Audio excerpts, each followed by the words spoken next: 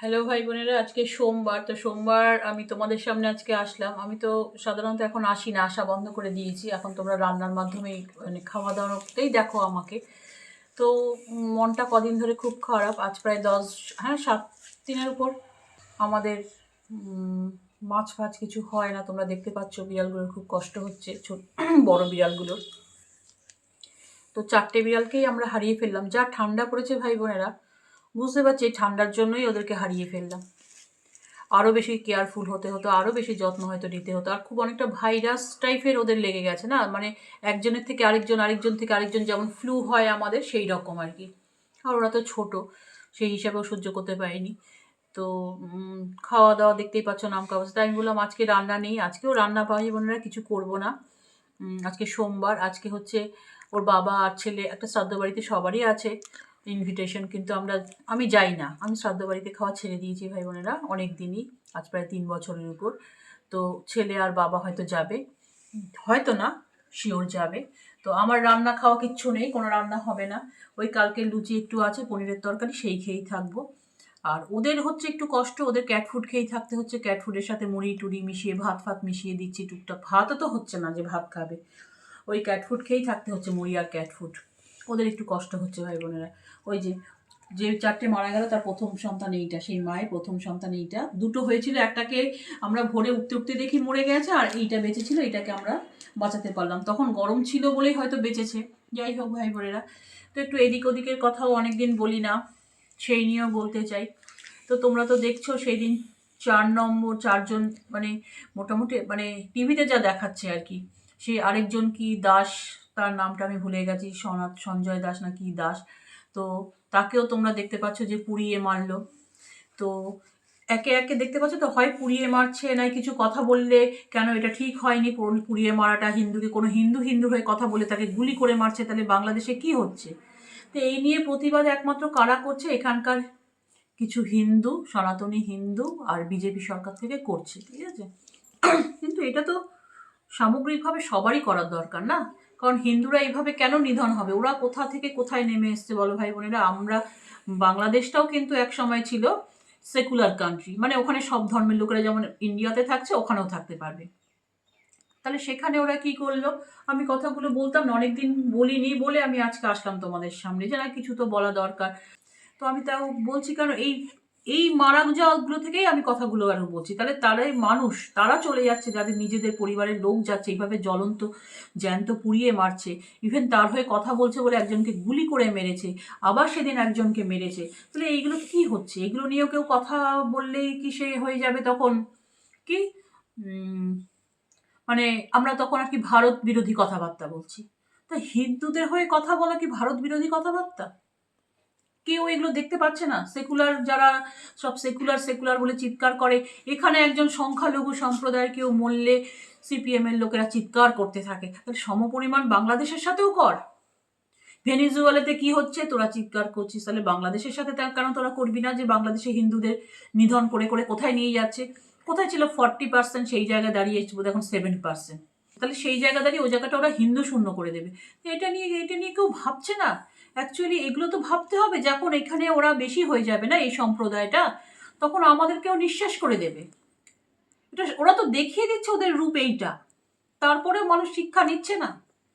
তারপরে বলেছে, কত কথা বলছে, গঙ্গার জলে ভাসিয়ে দেবে, ভাগীরথীর জলে কেটে ভাসিয়ে দেবে। একটা বাস্কেটে যদি 90টা পচা আম থাকে, 10টা ভালো আম কোনো গুরুত্ব রাখে না, তাই না? কারণ ওই 10টা আম কিন্তু ভালো, যে 10টা আম থাকবে ওই 90টা আম মিলে 10টাকেও পচিয়ে দেবে। তাহলে সেইটা তো ভাবতে হবে। সবাই ওদের আমাদের এখানে কিছু একজন কিছু হলে ওখানে 10জন হয়ে কথা বলে না, ওখানে কিন্তু 10টা হত্যা হচ্ছে। এখানে একটা যদি কোনো অন্য স্টেটে হয়ে থাকে সেইটাকে নিয়েই হচ্ছে, সেটাকে নিয়ে ওই মাকুড়া কি বলে, সিপিএম এর সব কথা বলে। সিপিএম তো অ্যাকচুয়ালি একটা আতঙ্কবাদী দল হয়ে যাচ্ছে এখানে। ওরা তো হিন্দুদের কষ্ট দেখতেই পাচ্ছে না, ওরা তো হিন্দুদের কষ্ট দেখতেই পাচ্ছে না। ওরা সবাই, ওরা কিসের সেকুলার ভাই বোনেরা? ওরা দেখবেন বাড়িতে ঘরে কিন্তু হিন্দু দেব দেবতা দেবতা বসানো আছে, তাহলে ওরা কিসের সেকুলার? সেকুলার বলে কিছু হয় না। তুমি দেখো, তুমি তুমি নিজেকে প্রশ্ন করো, তুমি কোনো না কোনো ধর্মকে মন থেকে বিশ্বাস করো, ভক্তি করো, শ্রদ্ধা করো। তুমি দেখো, মনকে প্রশ্ন করো। আর ভাই বোনেরা, এই যে ধরো কি বলে, সেদিনকার একজন দেখালো 4 নম্বরকে আবার ওই যে একটা ছেলেকে মেরেছে, পুড়িয়ে মেরেছে হিন্দু। আর তখন এখানে পবিত্র সরকার একজন শিক্ষাবিদ, সে কি বলছে তোমরা তো জানো, মুস্তাফিজুর রহমানকে বাদ দিয়েছে KKR থেকে, সেইটা বলছে যে হিন্নমনতার পরিচয় দিয়েছে নাকি আমরা, আমাদের BCCI, আমাদের যে BCCI আছে, বোর্ড আছে, তারা নাকি হিন্নমনতার পরিচয় দিয়েছে। তাহলে তুমি কি বলবে? ওখানে ওরা আমাদেরকে চাপড় মেরে যাবে, আমরা চাপড় খেয়ে যাব। ওখানে রবীন্দ্রনাথের অস্তিত্ব রাখছে না, ভারতের জাতীয় পতাকার উপর মারাচ্ছে, নজরুলের অস্তিত্ব রাখছে না, তাহলে ওরা করে যাবে, আমরা চরগুলো খেয়ে যাব? এটা হয় কখনো? তুমি নিজে মনে করো তো, তোমাকে কেউ চর মারলে তুমি আরেকটা গাল পেতে দেবে নাকি? যদি তুমি হয় তাহলে যদি তুমি এই আমার নীতিটাতে বিশ্বাস না করো যে চর মারলে চরটা দেবো, তাহলে তুমি থাকবে। আর যদি মনে করো না চর মারলে আরেকটা গাল পেতে দেবো, তাহলে তোমার মনে হলে তুমি সাবস্ক্রাইব তুলে নিতে পারো। এটা কেউ কখনো হয়? তাহলে আজকে শিক্ষাবিদ হয়ে এদের প্রতি কিসের ভক্তি? কিসের শিক্ষাবিদ? এদের কিসের পড়াশোনা, এদের জ্ঞান? ওখানে কচু কাটা করে যাচ্ছে, মেরে যাচ্ছে একেবারে।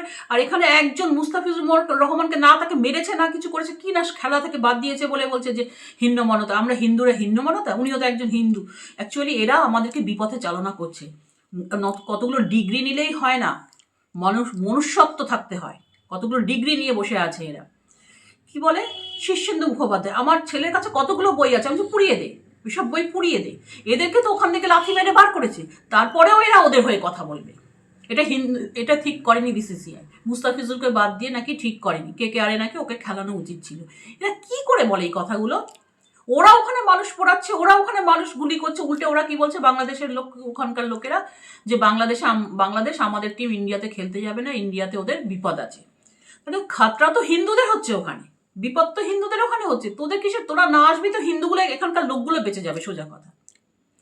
আমাদের হিন্দুরাই হচ্ছে আমাদের হিন্দুদের বিপদ। অ্যাকচুয়ালি আমাদের হিন্দু লোকেরাই হচ্ছে এই যে এইসব আমার সত্যি বলছি, এদেরকে অ্যাকচুয়ালি এরা যদি নিজেদের বউ বাচ্চা পুড়তো, তাহলে এরা বুঝতো পোড়া কি জিনিস।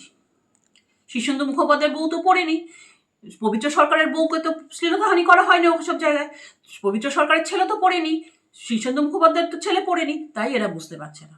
সব একে শেষ করে দিচ্ছে ওখানে, তারপরেও এদের হচ্ছে না। সব অস্তিত্ব, সব মনীষীদের অস্তিত্ব নষ্ট করে দিচ্ছে, হিন্দু মনীষীদের, তারপরেও এরা শিক্ষা নেয় না। ভাই বোনেরা, তোমরা জাগো, আমাদের হিন্দুদের এক হতেই হবে। আমি কিন্তু এই জন্য আমি মানে পণ করে রেখেছি, আমাদের হিন্দুদের এবার এক হতেই হবে, নতুবা আমাদের বাড়িঘর সব নষ্ট হয়ে যাবে। আজকে আমি এত কষ্টের মধ্যে, যেহেতু আমার রান্না বান্না কিছু খাওয়ার পোস্ট নেই বলে আমি আজকে আসলাম এই কথাগুলো বলার জন্য।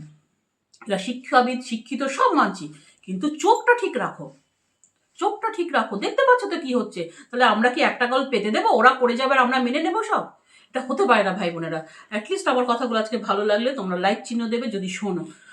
ভালো থাকবে, সাবধানে থাকবে, বেশি সময় নেই, তাই অনেকক্ষণ তাই বক বক করলাম ভাই বোনেরা। এই যে দেখো, এই লাস্ট এই সফটওয়্যারটা কিনেছি। তোমরা তো জানো আমার সফটওয়্যার কালেকশন আছে অনেক, 300টার মতন। এই একটা লাস্ট কিনেছি, রাখলাম। ভাই বোনেরা সাবস্ক্রাইব করে পাশে থেকো। হিন্দু জাগরণ, মানে আমার এই যে ঘর থেকে যে হিন্দু জাগরণ কমিটি, এটা চলবেই।